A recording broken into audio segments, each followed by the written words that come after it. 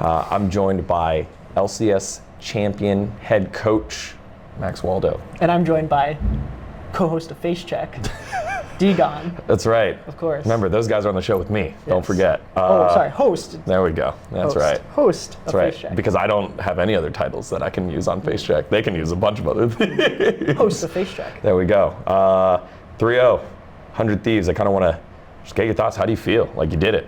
Not much. It's like a balancing thing, right? If I'm gonna say like that I don't feel that nervous walking on stage, and like I don't feel that nervous like going through like the plan and the preparation, then when we win in such convincing fashion, well then like the celebration isn't gonna be too big either. I want like equal opposite forces, right? So if I can really say truthfully that like yeah I went up there and I was not nervous. I knew what was happening. We were all focused. Yeah. Then like when we win, it's like yeah. Is this expected? Yeah, that's all right. No low lows if you don't have high highs, I see. But imagine if I was really nervous. Sure. Like, for example, in Game 4 of playoffs in semis versus 100 Thieves, there was a moment in that game where I was nervous. Then when we win, it's a huge victory. Sure. Huge, Sure. Then there's a celebration. But I would say that I don't feel that excited because I wasn't that nervous. I love that.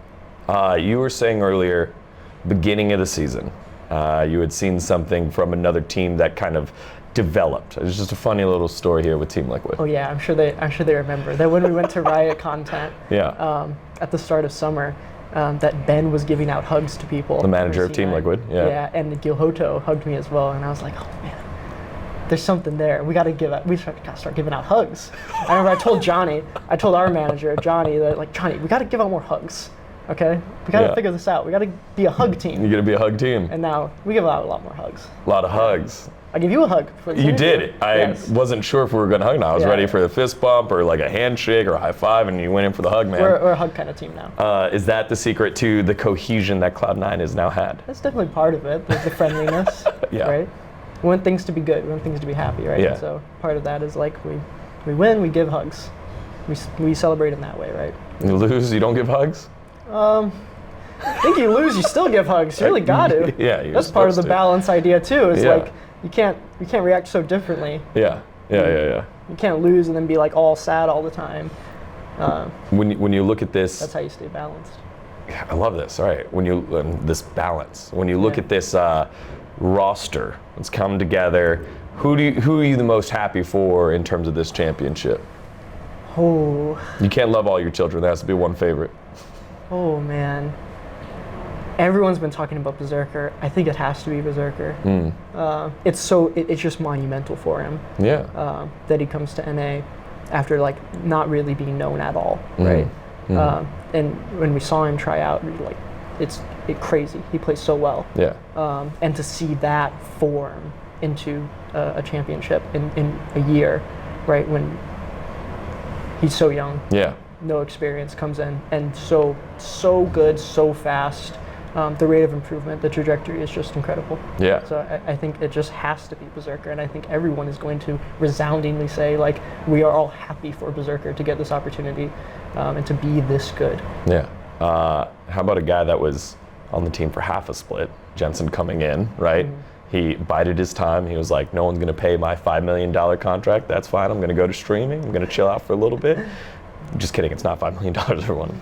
From what I know. Maybe. I don't know. But he comes in and he crushes it. What did Jensen's addition to the squad do, uniquely? Every conversation I had with Jensen throughout the split, there's some sort of expectation maybe that I've had that like if you're a player who's been playing for a long time, if you've had a lot of success in the past, that you'll come in with some sort of expectation or ego that you won't be like the easiest person to work with of all time. That's like maybe a fair expectation. Yeah. But Jensen totally went like all against it. He's really awesome to talk to. Every conversation I've had with him I've left the conversation feeling great about how like he thinks about whatever like problem or even like whatever we're talking about.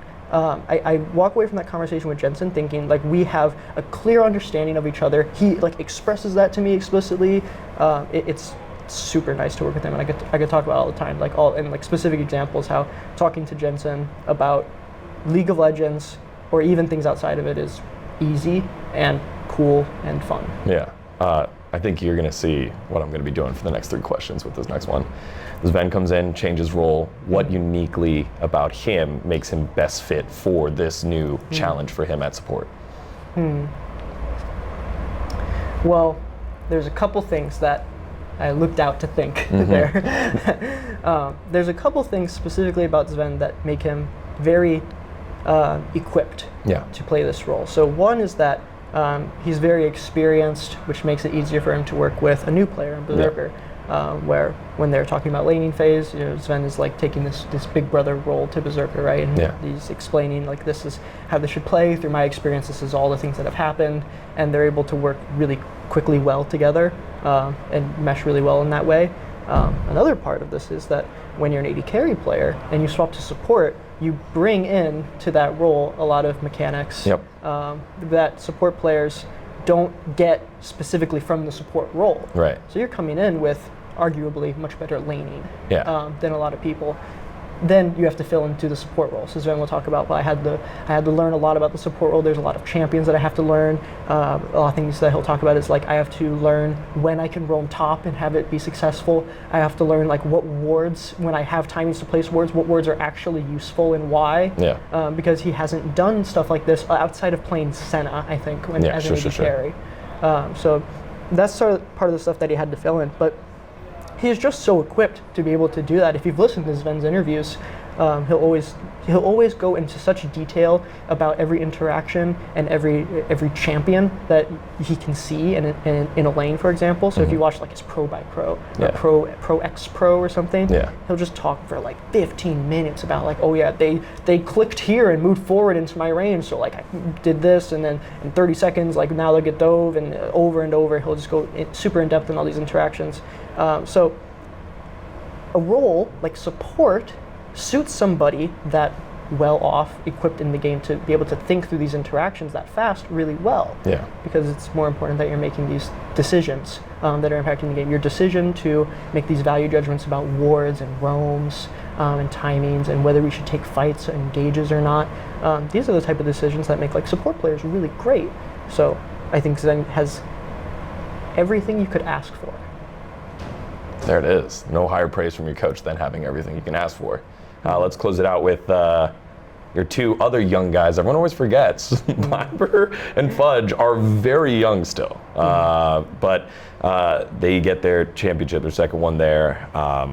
I got to see like Blabber's dad here, and I know how much it meant to him. I talked to Fudge a decent amount. I know how much it means to him, and they both carry this air of like, oh yeah, this is supposed to happen. But you finally saw how much it meant once they finally hosted the trophy and did the interview. For them, where do you think their next trajectory, the next level of them to break through to, go from being 2-time, 3-time champions to being, one of those LCS top 10 players? Well, Blabber is one of those LCS top 10 players. For Fudge, I think he just needs to keep playing. I think he'll show up on that list as long as he keeps getting on the stage. But I think like the next barrier for us to break is doing really well at Worlds. We can win domestically all we want, but we're never really going to be praised as a really great team or as a really great region unless we fucking make it out of this group. And so perfect content creator right here. Tough ass group. T1, EDG, and whoever they're going to slot in there, probably an LEC team, right? I think it's going to be Mad or Fnatic, I think. Just depends on who wins it. How about that for a group of champions right there? That's the BMW sponsorship right there, isn't it? All 3 teams. Oh, yeah. Are we united in rivalry at Worlds? I think you might be united in rivalry at Worlds if it's Fnatic. That is going to be one of the biggest groups of death in the history of League of Legends Worlds. Yeah, and last year we had a similar group of death against Damwon and FPX. And I forgot the other team in our group. Do you remember? No, I don't remember. But I remember it being stressful. Yeah. Oh, it was Rogue, because we had that 55-minute game against them. It was Rogue. Yeah. Which it sounds similar to this year. it's just a pattern at this point. I think Jensen was also talking about the other time he made it out of groups was against, I think, like T1 and ADG or something. I think it was the same teams. Not 100% sure on that. Just something Jensen said. But it just seems like C9 gets out of these groups. It just seems like we win these. All right, nice. I was like, all right, here he goes. He's been analytical about everything else. Nah, you just win these just because the team they're on. It seems like the pattern is that when we get a difficult group, we just make it out. Something happens. FPX falls apart. I don't know. I'm going to go look up, like, how did Jensen get out of groups when he had that really hard group? Yeah. Because it seems like we're making a pattern of doing this sort of thing. So can't wait to see it again. What was the magic from last time? Was there a moment? Was there a breakthrough? Was there understanding the meta? Week 2. Yeah, week 2 happened, and what happened? It was something like, Perks just said we could win, and then we won. I can't wait to see who's gonna step up and be the hero. I wonder. I mean, a lot of us are gonna be the person ready to step up. We can win, guys, but I don't even know what happened last year. We just ended up like, we showed up to week 2. FPX was weak. I think we got a win over Dom1 at some point, which was crazy. And then we had that crazy tiebreaker against Rogue. Oh boy. Yeah, that game was so exciting. That was I dumped the Coca-Cola on myself. I'm not sure if you remember saying that. I was like, I don't know what I'm doing, but I'm doing it. I think we had an interview that day. I think that day I had an interview with you. I'm pretty sure. Yeah. It was in Iceland. It was pretty wild. Yeah. To close it off, LCS champion now, LCS champion coach. What does this mean for you and your legacy and you moving forward here? Because you can be great all you want, but now getting a win and it's all yours, right? And it was your construction here along, with, LS at the very beginning and Jack also constructing all this, but like, this is your doing. How does it feel to you knowing, how does that feel to you? I don't know. All right. I just like work a whole bunch and then you happen to win and you're like, oh, am I a factor in this winning? Like, you probably say yes. Am I like a reason why we won in some spot? I don't know. So all I can really do is keep working, keep focusing on like what I can do to make things better.